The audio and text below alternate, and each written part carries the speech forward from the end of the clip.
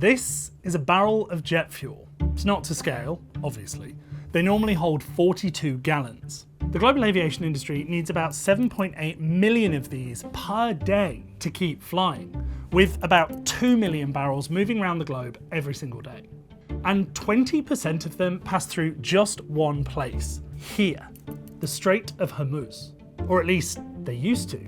Except right now, it's effectively closed. The US-Israel war on Iran has led to both sides blocking ships from transiting the strait. To make matters worse, some refiners in the region have been damaged or destroyed during the conflict. And that has stopped 1/5 of the world's jet fuel from getting into circulation. But to make matters worse, it's also stopped 1/5 of the world's crude oil from making it to other jet fuel refiners who could potentially alleviate the problem. So we're talking about maybe 15 million barrels a day of crude oil and refined products that is disconnected from the global market. I mean, what is happening now is the largest energy crisis we have ever faced in the history. That's why the price of jet fuel and the cost of your summer vacation has skyrocketed. But even if this strait were to reopen tomorrow, getting jet fuel production back to pre-war levels and getting ticket prices down could take a long time. How much you're affected by the closure of the strait depends a lot on where you are in the world. Europe has historically sourced around 1/4 of its jet fuel from Gulf nations via the strait, so its supplies could soon be running low. Europe, we have maybe 6 weeks or so jet fuel left. But while supplies may be dwindling, ticket prices in the region aren't yet going too high. That's because here, many airlines hedge their fuel costs, effectively paying in advance for a certain quantity of fuel at a fixed price. Budget carrier EasyJet, for example, has hedged 70% of its fuel needs for the second half of 2026 at a price of $706 per metric ton, less than half the price of the current rate. That might ease the sticker shock for now, but as supplies dwindle, it might not last for long. And low-budget carriers with limited route flexibility could be particularly hard hit. Like most net importing regions, the challenge is going to be sourcing alternative supply. But those volumes are going to be increasingly sought after not just by European countries, but by African countries, by Latin American countries as the supply situation becomes more constrained. The US, however, is a different story. Here, airlines do have access to more domestic refining capacity, some of which they even own.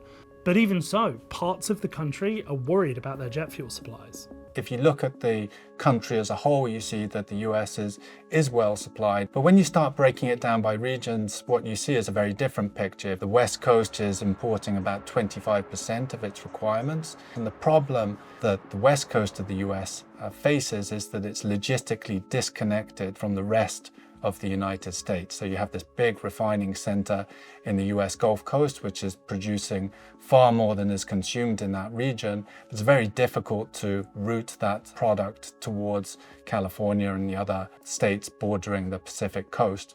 So 85% of the imported jet fuel the West Coast needs actually comes from South Korea, one of the world's top 5 jet fuel exporters. But to make that fuel, South Korea needs crude oil, which comes from, you've guessed it, Gulf nations. What's more, unlike many EU airlines, US carriers tend not to hedge their fuel, meaning they can be directly exposed to shocks in pricing. That's led to some US budget carriers seeking $2.5 billion from the Trump administration as a necessary and targeted measure to stabilise operations and keep airfares affordable. And in Asia, airlines have already begun to feel the pinch. To ensure it has enough jet fuel for its own planes, China has stopped exporting altogether. And that's no small amount. China accounts for around 15% of all global seaborne jet fuel exports. That's impacted countries like Myanmar and Vietnam, who are both major importers from China and are now running out of supply. Several carriers in the region have said they're reducing how much they're flying to make sure they have enough fuel to continue.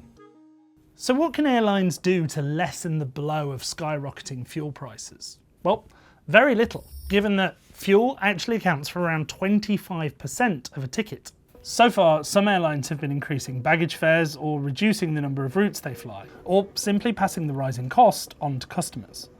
In April, Germany's Lufthansa fast-tracked plans to ground some less profitable routes, leading it to scrap 20,000 flights across the summer season.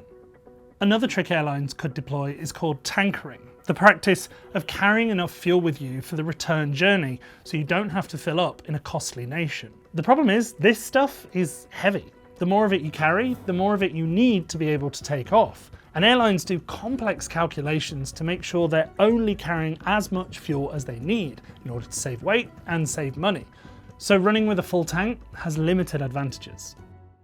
So how long could this go on for? It's going to be very difficult for things to go back to normal quickly. There are significant lags in restarting the system. Yes, there are ships that are loaded inside the Strait of Hormuz, but we're talking about 5 or 6 weeks to transport crude to Asia, another couple of weeks to refine it, another few weeks to deliver that product. And then there's the question of restarting production, crude oil fields which have been shut in, and also on the refining side. Refineries have reduced the amount of crude that they're processing or stopped operating altogether, or in some cases sustained some damage.